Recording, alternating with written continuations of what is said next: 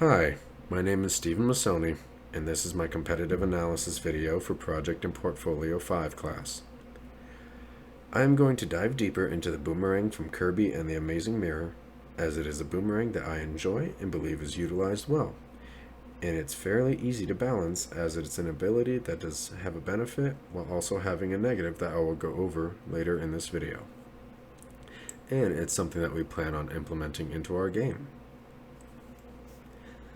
In Kirby and the Amazing Mirror, when you absorb an enemy called the Cutter, it gives you a sword ability that is able to be thrown like a boomerang. When thrown, it will travel 3 rotations forward, or approximately 3.5 Kirby's length, then return with 3 rotations to the original cast position. There is not much of a 2-skill reference I can use for Kirby, as it is wildly different from game to game.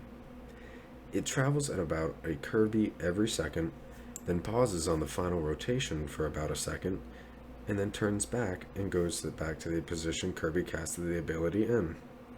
Whether it hits the player or goes past the player is the player's choice.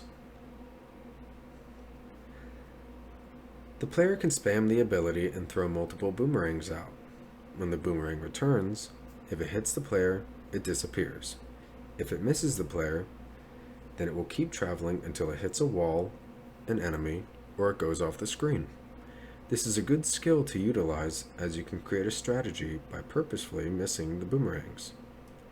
From being thrown, the boomerang takes approximately 6 seconds to return from what I could count, as well as having a 1 to 1.5 second cast time. If the boomerang does miss Kirby, it does pick up speed after it passes where Kirby should have been.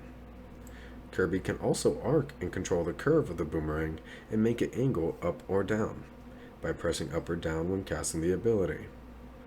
It angles the attack at about a 40 to 45 degree angle from the casting position and returns in an oval pattern. The player can cast the ability in air as well, and when the player throws the boomerang in air, the boomerang returns to the position that Kirby was in when the player activated the boomerang. Because it returns to the same position the player was in when they had cast the ability, it makes the boomerang go past and keep traveling, as this is a good way to hit enemies behind without having to turn around or attack, or if you are dealing with more than one enemy. There are no invulnerability frames, and the player can be hurt in the throwing animation. During the cast time, the player is stuck in the animation and cannot animation cancel. I want to include this because having no animation cancel requires the player to strategize the boomerang in a way to maximize the damage while also not taking damage as well.